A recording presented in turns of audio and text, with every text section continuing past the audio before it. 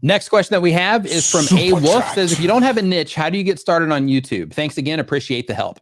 So my thoughts on this is basically what YouTube says. They say that if you start a YouTube channel, you have no idea what it is that you want to do. In that case, just experiment with a bunch of different types of content. Anything that comes to mind, give it a shot. And what you need to do in that situation is once you are putting out content on a regular basis and you're just putting out whatever, when you do notice something off, what YouTube recommends in that situation, if you have videos that do exceptionally better than the other content, then make more content like that. That's what they recommend. This is the thing. This is the thing I would tell you. A lot of people think that they're trying to find this miraculous niche that will suddenly be the thing I'm sorry, niche Nimmin. It's that thing that, you know, that they're trying to find that thing like this will be successful if I talk about this on YouTube. I try to tell people this thing. There's all kinds of interests you probably have in your life. I'm a guy, I love, you know, playing music. I love riding Harley Davidsons. I was a general contractor for over 3 decades. But the thing that I talk about on YouTube is something I'm passionate about. It's helping creators make better content and grow their YouTube channels. So you don't have to know anything about all these other interests I have for us to have a discussion, because we're talking about making better content, growing a YouTube channel. If you don't have a niche yet, don't try to invent or steal someone's niche.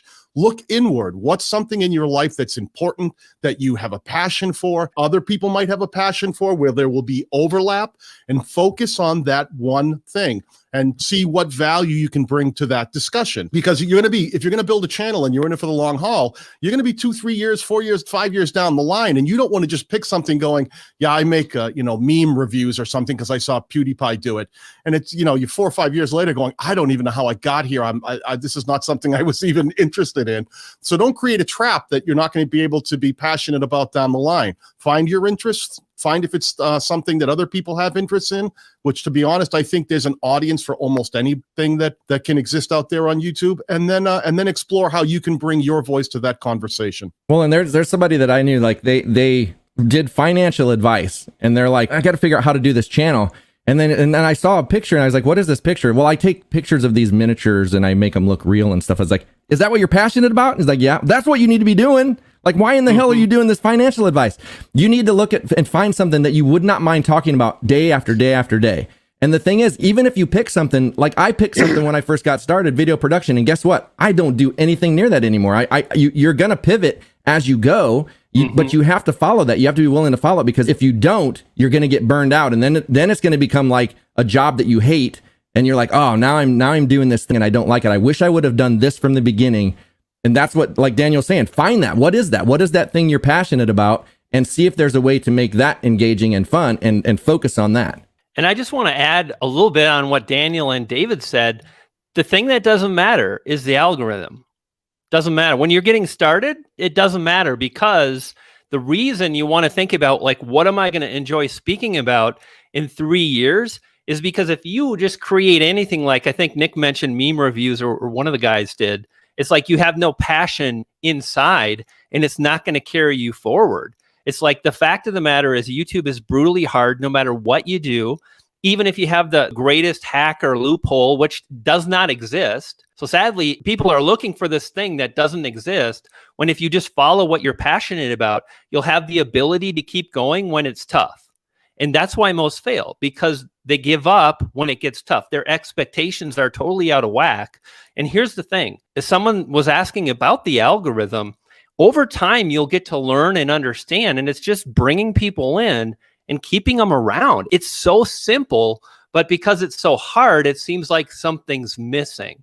And so many people get caught up in this, there must be something missing. And sadly, like, I literally had a coaching call yesterday where the coaching client, it was our second meeting, and 3 days earlier, he told me he had selected his niche. Okay, I'm selecting one now. And then 24 hours after that, he sent me a keyword list of 2 topics. I said, we're not there yet, and that's okay. I'm like, slow down. Like, you're rushing, you're pushing yourself to make a decision. We got all the time in the world. You want to really focus on what is going to be able to sustain you moving forward. Because here's the thing, you know what audiences really dig? They dig people that are passionate about what they do. Like David mentioned, someone doing photography of miniatures and the angles and the lighting, and it looks so dope. When people see that, they get on board. So that's what you want to follow. And here's the thing you want to do too. You got to tell yourself to find a niche. It has to be like, my goal right now over the next few months is to experiment, and I'm going to find a niche that makes sense for me. Don't ask people what niche I should go in. It doesn't matter the keyword scores or any of that stuff. You need to follow your passion and think broad and big term. And then as you start entering into that niche, then you start getting more granular with tactics that will help you boost your views. Well, and it's a long game too. You can't, you know what I mean? Like I tell people, you want to be able to commit to yourself for 6 to 12 months at the bare minimum. You know, if you go back, one thing that I like to do, what's really fun, is if you go to any YouTube channel of your favorite YouTuber, so like MKBHD or Peter McKinnon or something, go to their channel, go to their video tab, and then sort oldest to newest and watch their first videos and see the progression of where they are now. Because they all started where we all started, with videos that were like, ugh.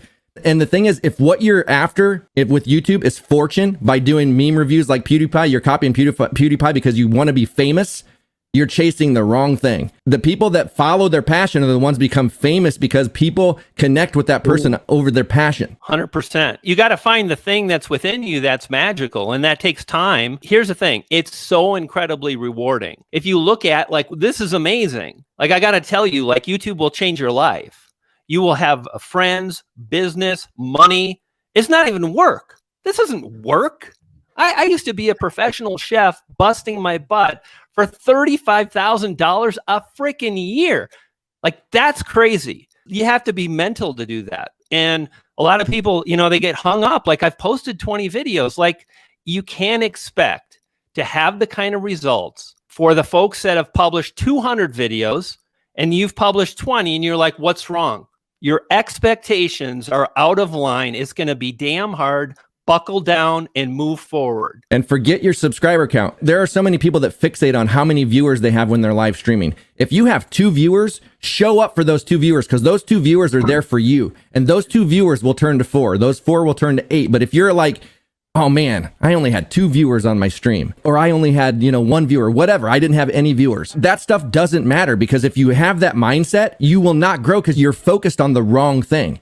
Deliver the value and the people will grow. So and good. with that too, like when you do have like those few amount of people that are participating when you're getting started, it's awesome because you can create deeper relationships with those people and you can get to know them more. And like, as those people are still around, like as you keep doing what it is that you're doing, like you'll always remember those people and you'll always have like a different relationship with them than you do like the rest of your audience as it grows, just because they've been around. You had that opportunity to create that deeper relationship with those people as well. And those people will end up becoming like your moderators, like your head moderators and stuff. Like those will be the people that will be deep seated in your community for the rest of your career if you treat them right. For tools and resources to help you with your YouTube channel, make sure you check the links in the description of this video. And to have your question answered live, join us Saturday at 9 a.m. Eastern.